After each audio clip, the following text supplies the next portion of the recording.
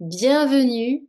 Aujourd'hui, nous entrons dans une vibration que l'on peut dire immense, que l'on peut dire très vaste, très profondément émouvante. Une vibration qui porte en elle la mémoire des cycles accomplis, la mémoire des expériences traversées, des blessures guéries et des sagesses intégrées.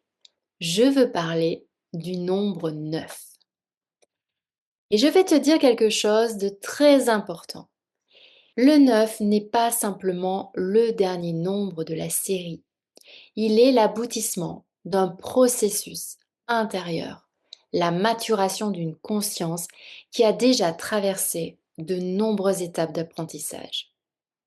Alors en numérologie de l'âme, le 9 ne vient pas apprendre à construire, comme le 4 par exemple, ou bien à conquérir, comme le 8. Non, il vient apprendre à libérer, à transmettre, à aimer plus grand que soi.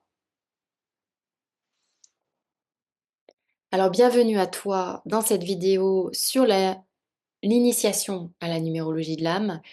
Ici, on parle du langage des nombres. Nous avons vu précédemment les nombres de 1 à 8, donc n'hésite pas à aller regarder les autres vidéos. Et si tu ne me connais pas, je me présente, je suis Céline, je suis numérologue et médium depuis 15 ans déjà.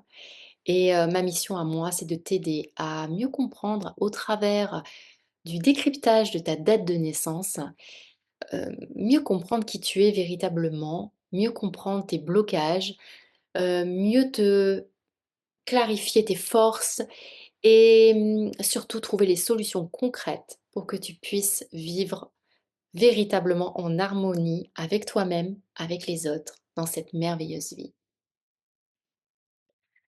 Alors le 9, eh bien c'est le dernier nombre simple avant que la série ne recommence. Alors nous verrons bien sûr qu'il y a les maîtres nombres, mais ça on verra après. Donc après lui, eh bien nous revenons à 1. Donc cela signifie que le 9 marque une sorte de fin de cycle, un accomplissement, une intégration. Et je dirais que symboliquement, le 9 contient toutes les vibrations précédentes. Il porte la force du 1, la sensibilité du 2, la créativité du 3, la stabilité du 4, la liberté du 5, l'amour du 6, la profondeur du 7 et la puissance du 8. Le 9, on pourrait dire que c'est une synthèse. Alors mathématiquement, le 9 possède une particularité qui est fascinante, c'est que lorsqu'on multiplie un nombre par 9 et que l'on additionne les chiffres du résultat, on revient toujours à 9. Cette propriété nous parle d'une énergie qui absorbe et ramène à son essence. Alors attention, le 9 ne se disperse pas, il rassemble. Dans le tarot de Marseille, l'énergie du 9 se retrouve dans l'ermite, qui est la figure du sage qui avance avec sa lanterne, éclairant le chemin, non par la force, mais par l'expérience accumulée. Donc le 9 est une vibration de maturité. Alors si ton 9 est ton nombre, du moins ton nombre, ton chemin d'âme, eh bien cela signifie que tu es venu expérimenter l'amour élargi, tu es venu expérimenter le détachement, la compassion et la compréhension globale de l'expérience humaine. Une âme 9 ressent souvent très tôt une sensibilité particulière aux injustices, aux souffrances, et je dirais même plus aux souffrances du monde, aux inégalités, aux blessures collectives. Et elle peut avoir l'impression de porter quelque chose de plus grand qu'elle. Le 9 ne pense pas uniquement en termes de moi, il pense en termes de nous. Il peut être attiré par l'humanitaire, l'art engagé, la psychologie, l'accompagnement, l'enseignement, ou bien toutes sortes d'activités qui visent à élever la conscience collective. Donc on l'a dit, le 9, il est profondément lié à la notion de fin de cycle.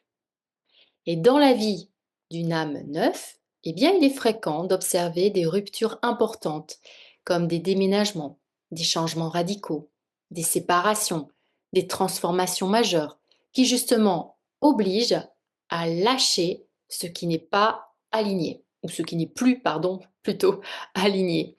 Et ces fins ne sont pas des échecs, elles sont des initiations. Le neuf apprend que rien n'est permanent. Il apprend à aimer sans posséder. Il apprend à donner sans s'accrocher au résultat. Mais ce détachement n'est pas, je dirais, de l'indifférence. C'est un amour qui, qui ne cherche plus à contrôler. Alors en tant que médium, eh bien, je constate que les âmes neuves portent souvent une mémoire ancienne, comme si elles avaient déjà traversé de nombreuses expériences d'incarnation. Alors il peut y avoir eu des vies de guérisseurs, de sages, d'enseignants, mais je dirais même plus d'enseignants spirituels, d'artistes, de guides communautaires par exemple, ou encore des vies marquées par des sacrifices importants, au service toujours d'un groupe. J'ai accompagné un homme dont le nombre de l'âme était 9, qui ressentait une sorte de mélancolie inexpliquée depuis l'enfance, comme une impression d'être fatigué du monde. Et en explorant à l'aide de ma médiumnité au niveau de l'histoire de son âme, eh bien, il m'est apparu qu'une mémoire d'une vie où il avait consacré son existence à soigner des malades, je crois que c'était lors d'une grande épidémie, au point vraiment d'y laisser sa propre vie. Et dans cette incarnation actuelle, eh bien, son apprentissage consistait à justement servir, mais sans s'oublier.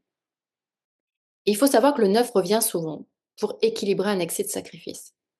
Il doit apprendre que sauver le monde ne signifie pas s'effacer. Donc, la grande sensibilité du neuf peut devenir un poids lorsqu'elle n'est pas maîtrisée. Il peut tomber dans le sauvetage excessif, vouloir aider tout le monde, porter des responsabilités émotionnelles qui ne lui appartiennent pas, et forcément finir par s'épuiser. Il peut aussi ressentir une profonde déception face à la nature humaine, comme si ce monde eh bien, ne correspondait pas à son idéal. Eh bien, le neuf, lui, il doit apprendre à poser des limites. Il doit comprendre que la compassion n'est pas l'absorption, sinon il se vide. Alors le neuf possède souvent un talent artistique ou expressif assez puissant, car il a quelque chose à transmettre. Son art, sa parole, sa présence touche parce qu'ils sont porteurs d'une mémoire collective. Et le neuf ne crée pas seulement pour lui, il crée pour relier. Mais il doit structurer son énergie. Sinon, il risque de se disperser dans trop de causes, trop de projets, trop d'émotions simultanées.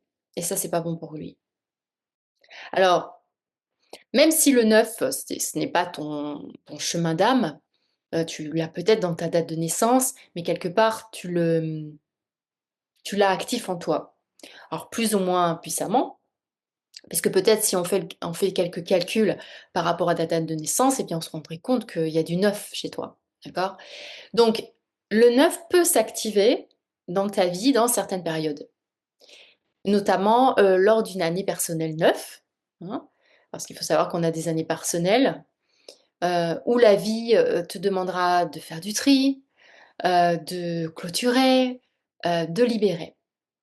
Et lorsque le neuf il est activé, hem, eh bien, résister à la fin d'un cycle crée vraiment beaucoup, beaucoup de souffrance. Donc il faut accepter, d'ouvrir un espace immense pour justement un nouveau départ. Donc on pourrait dire que le neuf nettoie avant de reconstruire. Alors le neuf, c'est une vibration qui est extrêmement spirituelle, non pas dans le sens religieux, mais dans le sens de la conscience élargie. Il t'invite à dépasser l'ego, à comprendre que ton histoire personnelle s'inscrit dans une histoire beaucoup plus vaste. Il t'apprend aussi à pardonner, non, je dirais pour excuser, mais pour te libérer. Et le 9, lui, te demande: qu'es-tu prêt ou prête à laisser partir pour évoluer? Donc tu vois, le nombre 9, c'est un nombre avec une énergie très vaste, parce qu'il clôture, il purifie, il élève, il t'apprend que la vie est faite de cycles et que chaque fin prépare un nouveau commencement. Et l'âme 9 n'est pas venue, heu, accumuler. Elle est venue comprendre, aimer, transmettre et libérer. Et lorsqu'elle accepte pleinement sa mission, eh bien, je dirais qu'elle devient une présence tellement puissante, une force douce, mais puissante, capable d'accompagner les autres dans leur, propre transition. Faut pas oublier, le 9, c'est la sagesse du cœur. Il est quand même la mémoire de l'humanité